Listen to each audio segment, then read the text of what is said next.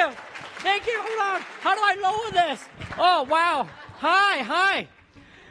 You are the most beautiful looking group of people I've ever seen. Oh, my gosh. Wow.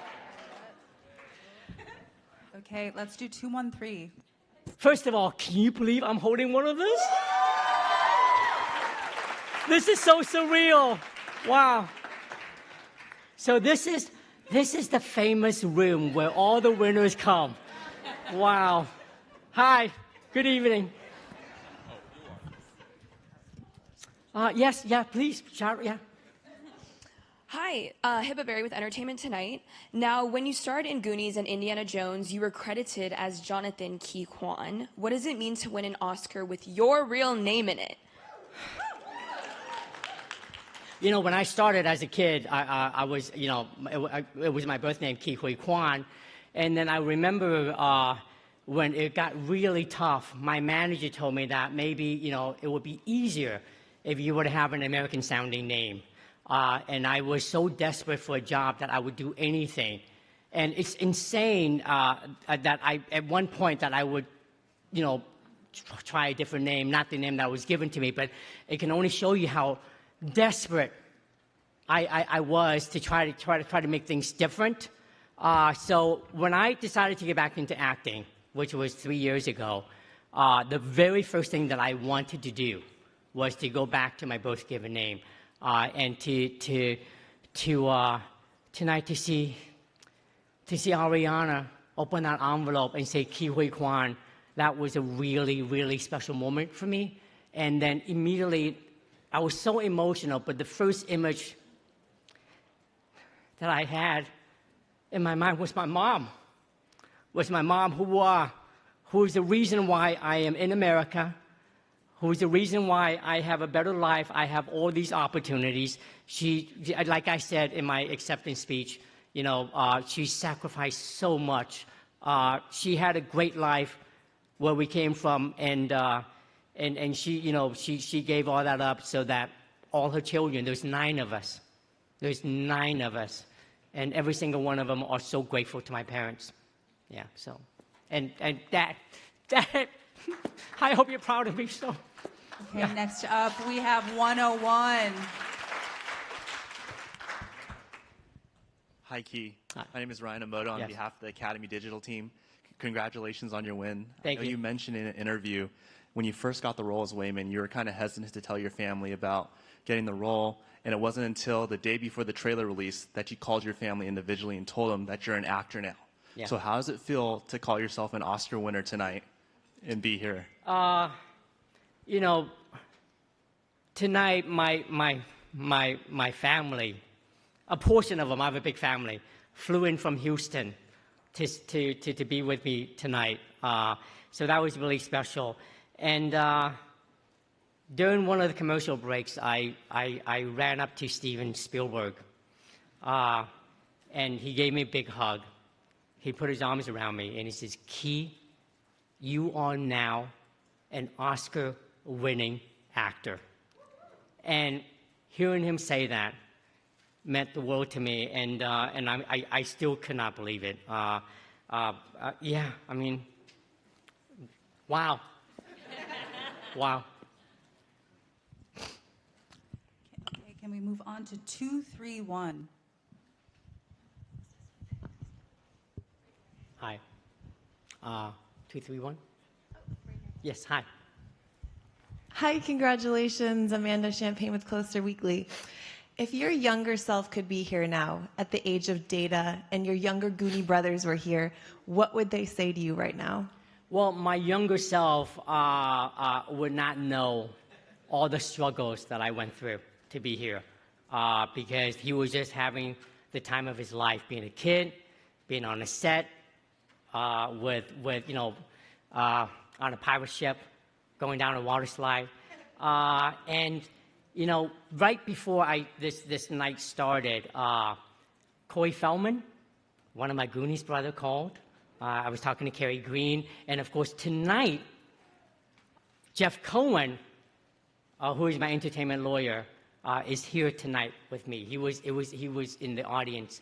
And that's why I wanted to thank him because I love all of them so much. And every single one of them was so happy. Sean reached out, Josh, Martha, and, we are always bonded. We're family forever. Goonies never say die.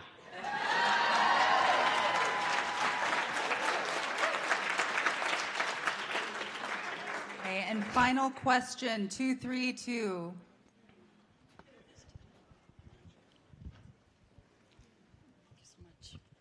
Hello, congratulations. I think, a lot of people, I'm Miriam Madaya from CBC Radio Canada. A lot of people think of you as a very positive person, relate to you in numerous ways. My question to you tonight is, this is a very important moment in your career. How do you just stay humble and true to yourself through your whole career, through your life? It's how I was brought up. It's how I was taught. And also, that's why I always say, never forget where you came from. Because if you forget that, all humility goes out the window. I remember how difficult it was for me. So that's why every time I walk on a movie set, I'm so grateful. This tonight certainly wasn't, I didn't think this was possible. But I don't ever want to forget that. And I always want to, I think it's important to appreciate where you are, and I'm just so grateful. I've said this. Maybe some of you have heard it. I didn't think any of this would be possible, and God, it has been so crazy. All of a sudden, my mind is drifting back to the days when I lost my health insurance during the pandemic when I couldn't get a job. And, somebody asked me this earlier, do I have anything planned? What am I doing next? I don't know what I'm doing next. But all I know is the first thing tomorrow, I'm going to call my agent. Because I remember when I was struggling, I would call my agent. I try not to bother them too much, but I would call them, once every 3 months, once every 6 months. And I would say, hey, is there anything out there for me? And the answer would always be the same. Oh, I'm so sorry, there's nothing out there, but I'll continue to look. So hopefully when I call my agent tomorrow, he will give me a different answer. Yeah. Thank you so much, and congratulations. Thank you so much. Thank you so much. I love you all. I love you all. Love you, love you, love you, love you.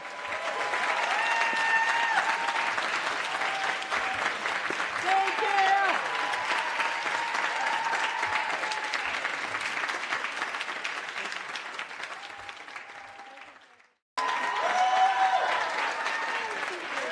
Okay. We will start with number 325, followed by 257. Wow, that was quite a welcome. Are you sure you're press? Hello. Okay. Hi, Michelle. Congratulations right here. I just want to say congratulations. My name's Talia Sager from the Daily Bruin. I just wanted to ask, what does this win mean to you in terms of, Asian representation within the entertainment industry and even just Asian representation on the screen in terms of your role as Evelyn? This is actually a historical moment. So I really have to thank the Academy for acknowledging, embracing diversity and true representation. I think this is something that we have been working so hard towards for a very long time. And tonight, we frigging broke that glass ceiling.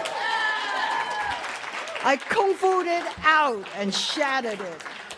And we need this because there are so many who have felt unseen, unheard. It's not just the Asian community. This is for the Asian community, but for anybody who's been identified as a minority, we deserve to be heard. We deserve to be seen. We deserve to have the equal opportunity so we can have a seat at the table. That's all we are asking for. Give us that opportunity. Let us prove we are worth it. Yeah.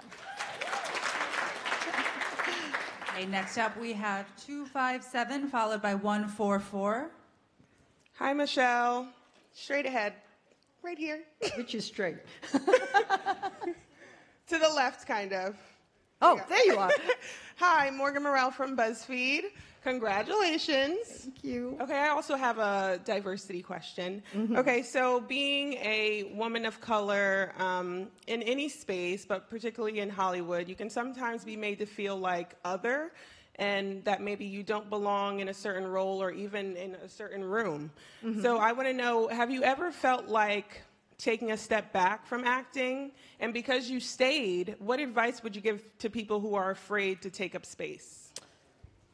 You should never be afraid. If this is your passion, this is your love, you have to stand up for yourself and for what you believe in and for what you want to do. And I think that is what it is. I'm still here today, finally, after 40 years. I get this. It just goes to show we will win the battle, and that's what we're doing. So don't give up. Never give up, because once you give up, then it's a loss. That's total loss, right? So yes, don't let anybody put you in a box. Don't let anybody say, oh, you're past your prime, blah, blah, blah, blah, blah, blah.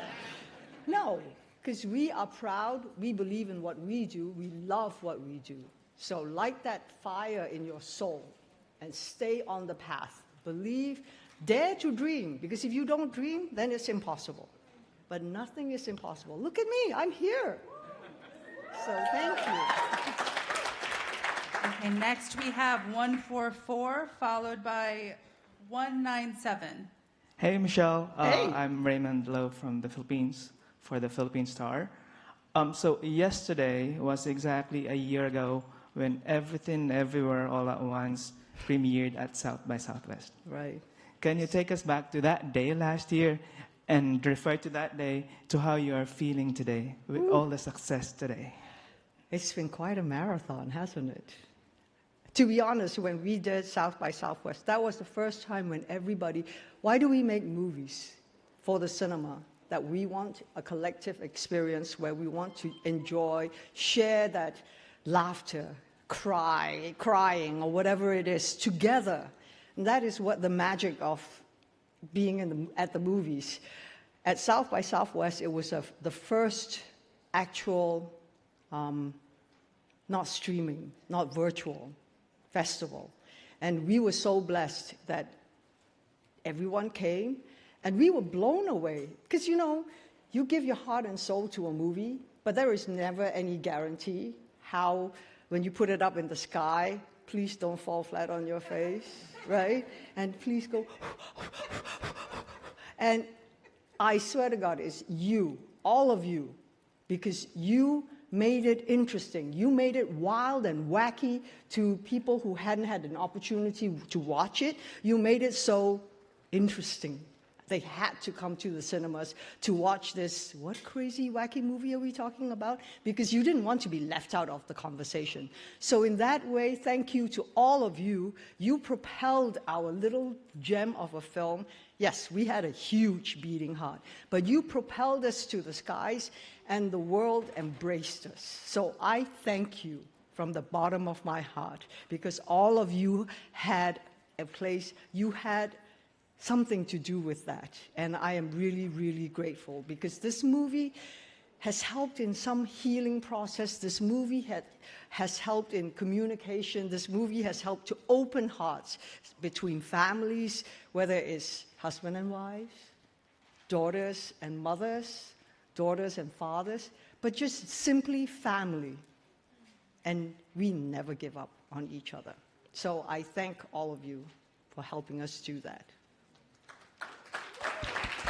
Thank you. Okay, next up we have 197, followed by final question 247. Oh, I'm final. Okay. Very congratulations. I'm from World Journal. So would you mind say something in Chinese to Asian community? In Cantonese or Mandarin? Mandarin, if you prefer. 大家好，大家好，我真的很开心今天晚上得到这个奖，因为我觉得这个对我们来说是非常非常重要。Because all the Asian communities, we are seen, we are heard, and we have a seat at the table. So I am so grateful, eternally grateful to all of you. Thank you. Thank you. 谢谢. I know my Cantonese is actually not very good, but none of you know that. All right, 247, last question. Hi. I'm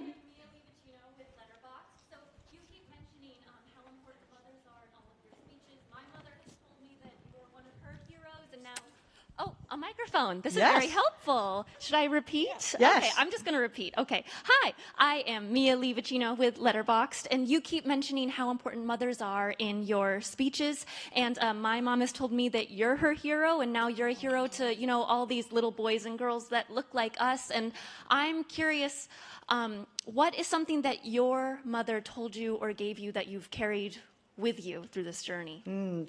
I think mothers are very important to all of us because if without them, none of us would be sitting in this room to start off with. But what the most important thing is, my mother has always instilled in me confidence, taught me about love, taught me about kindness and compassion. I'm not very, very good at that at times. And actually, the recent thing that she asked me to do is don't wear pants to the Oscar. I think what mothers do is they're constantly reminding you to be better. And they do it with love. And they do it because they really want you to be better, so you have more opportunities and you will have a better life.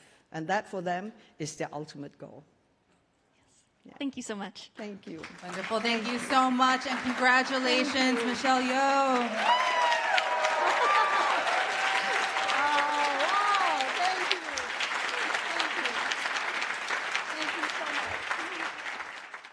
Let us start with number 316, and then followed by 258. Is this an auction? Paul, Mark Williams here in the back, to your left a little bit. There you are. Hi. Yeah. From Below the Line and British cinematographer.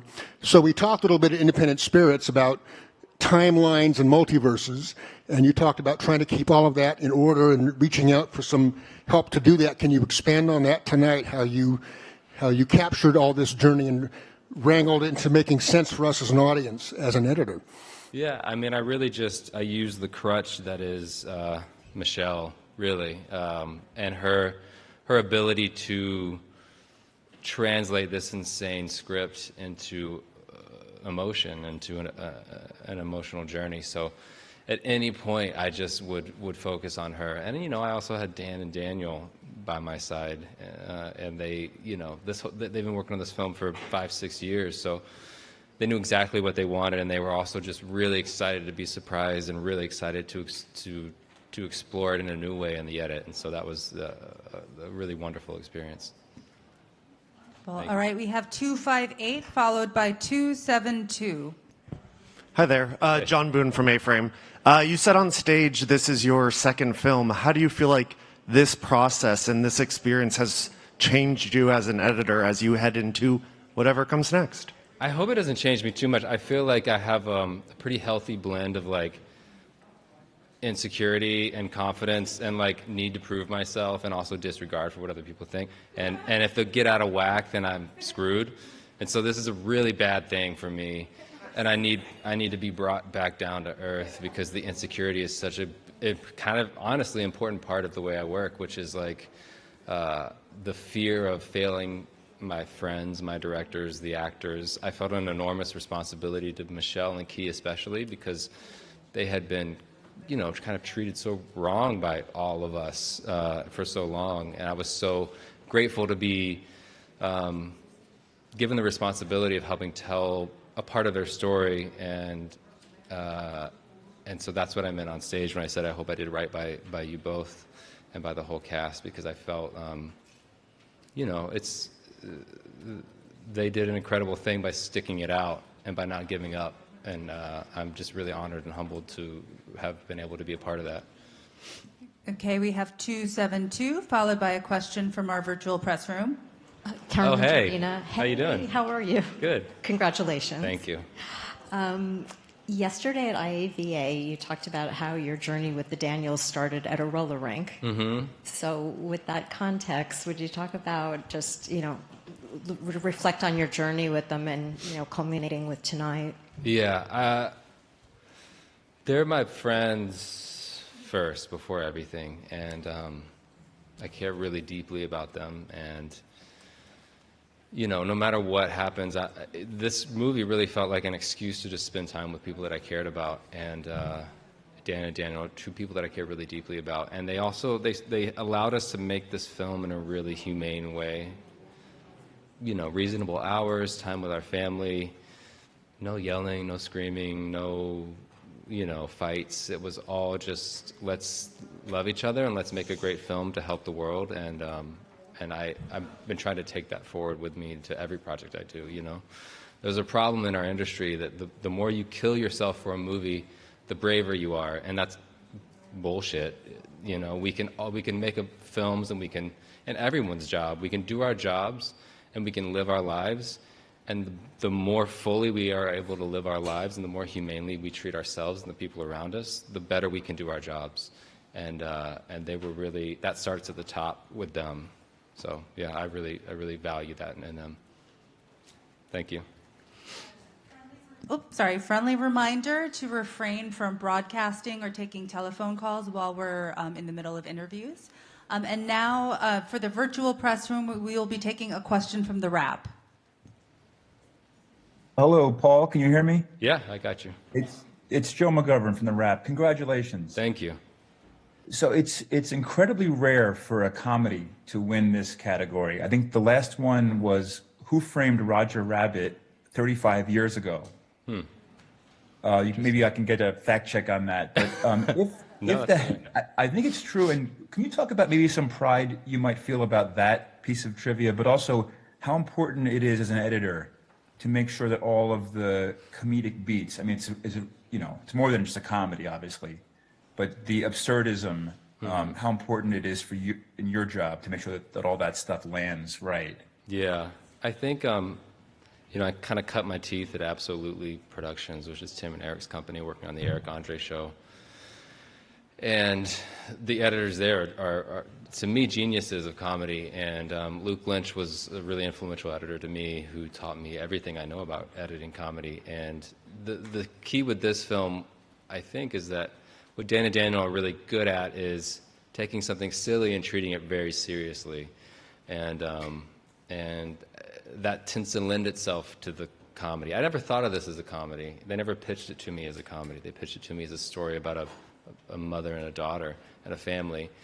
And so we treated it as seriously as that. And the humor, flows out of it the way that it does in life, in some of the darkest times in our lives. We find these moments to laugh with each other, especially when we're with family, because we know that there's a deeper connection there, and that even if things are tough, that sometimes the humor is what brings us together. So that's how we tried to treat it, just as seriously as we could. I don't know any, about the history of the Oscars. I think it's, as far as in terms of, the last comedy to win, but in my mind, this isn't a comedy, it's a family, it's just a story of a family. Okay, next up we have 385 right here in the center of the room, followed by Hello. 338. Hey, Paul, it's Hey. Jasmine. Yeah, hey again. Congratulations Thank on you. the win. Thank you. You said being nominated was very strange a while ago. Like, how does it feel to win tonight? And talk a little bit about the alternate ending that could have been, because the original cut was 2 hours, 45 minutes. Yeah, it's less of an alternate ending, and there was a scene towards the end where they all, everyone comes together and sings Barbie Girl, which I'm kind of wondering if we'll all do tonight.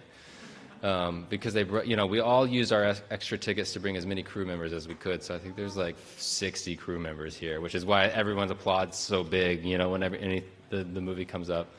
But yeah, it's wonderful. It's incredible to win. And one of the things that I wish I had mentioned on stage was that one of the honors of this experience, and one of the great things that the Academy does, and ACE and the Guild, is they bring all the editors together. So getting to spend time with the other nominees was a real honor, because they are so incredibly talented. So yeah, it was wonderful. Cool. Okay, next we have 336. Sorry, 338. Hi. That's you, yeah. Hello, congratulations Thank you. on the Oscar, and obviously Everything Ever All at Once made enormous history tonight, won so many awards, such a great film. And my name is Nicolette Morales, I forgot to say that. It's Long Night, Culture Focus magazine. But what do you think is, from your perspective, the magic behind the film that made it such an important film with so many important themes like representation, diversity, immigration, and so forth. I mean, there's a lot if we dive into the film, but specifically, what is the magic? What is the magic? It's a great question, because as we were cutting it, and I think even as they were writing it, shooting it, they knew that there was some magic there, but it was hard to figure out what exactly it was. There's so much in this film. But in general, I think it's just people telling a good story. It's as simple as that. You know, I think people, you know, we see a lot of movies that tell stories about certain types of people, right? And they tend to focus on kind of the story of the man, the story of the white man, and having this beautiful story of an immigrant family was amazing. And I think it's just, for, you know, like James Hong was describing in his speech, it's long overdue. And like, you know, this kind of thing, unfortunately, does happen to guys like me a lot, too much, most of the time. And so I think that what Dan and Daniel are really conscious of is paying attention to who are we mentoring, who are we hiring, what kind of stories are we lending our time and our energy to tell. And that's you know, I don't know if that's if there's one thing that is the magic to this film, but that's part of it. I think it's a combination of good people making good films with other good people and telling good stories. So, yeah. And a great cast. Yeah, Michelle and Key were incredible. Stephanie Hsu was just insane. And Jamie and James and everybody. Tally, who plays Becky, who, by the way, her name in the movie is Becky Sragor, which is Rogers backwards. She's named after my wife, Becky Rogers. So I made sure to give her a lot of screen time. Yeah. Wonderful. Thank you so much, and congratulations on your win. Everyone, the apparent Oscar winner, Jamie Lee Curtis, is entering the room.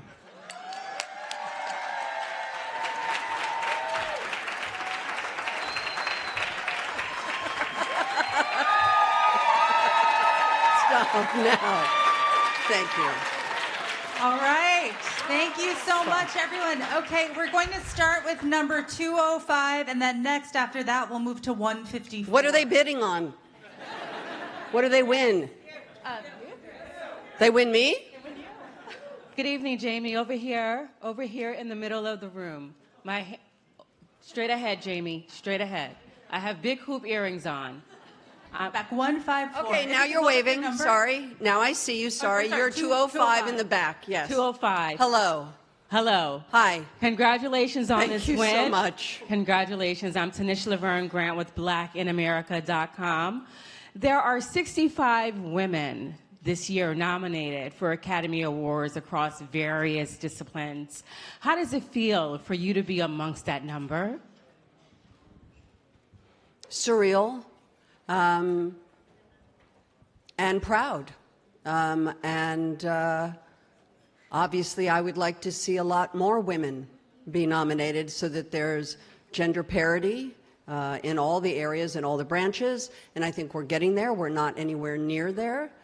And of course, the inclusivity then that involves the bigger question, which is, how do you include everyone when there are binary choices, which is very difficult. And as the mother of a trans daughter, I completely understand that.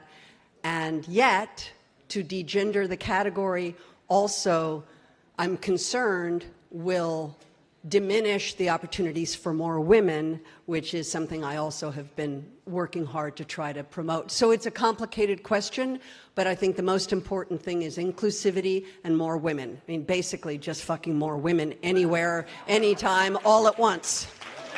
All right. And next we have number 154. I feel like you just won the bad Cruzette set. La Creuset. No, it's a lovely one. In orange. Angela Bishop from Network 10 Australia. It's great to see you. My hairdresser, Sean James, is from Australia. Oh, I know Sean. Yes, I love him. Oh, you look wonderful. Thank you. Congratulations Thank on you this so much. well-deserved award.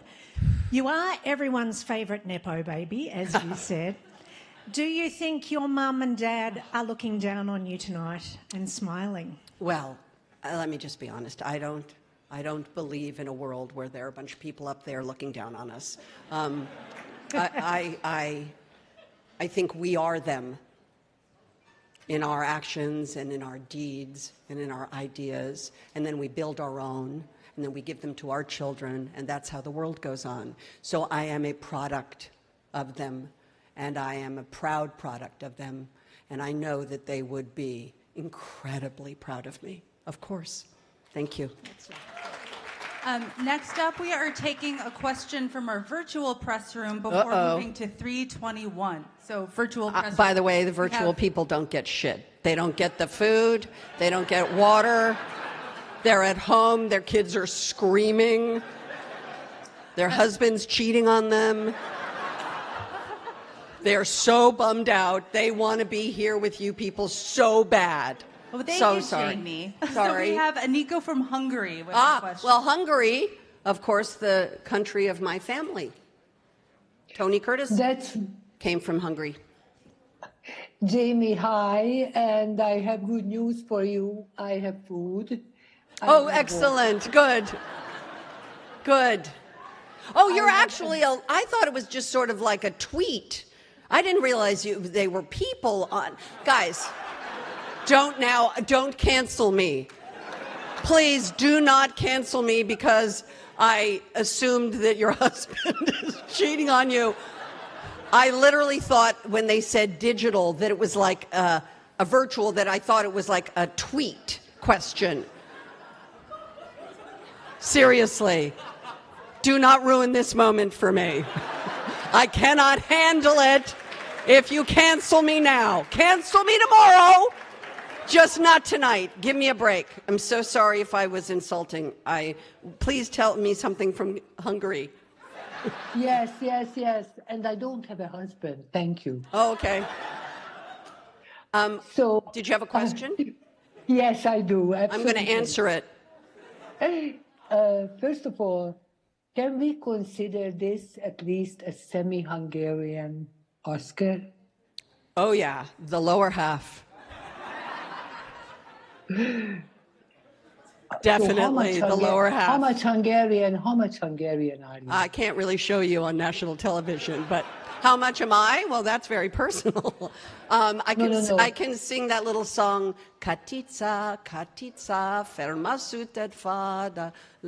I won't sing to you people because Stephanie Shu just sang and she can sing. I can't. So anyway, I love my Hungarian heritage. Yes. God, the room got really quiet. So much. That was the last question. Oh my goodness me! I'm so sorry. So now you people are going to hate me. Get back into the because I cracked wise. I'm so sorry, but I'm taking this really seriously, and this is the thrill of my life.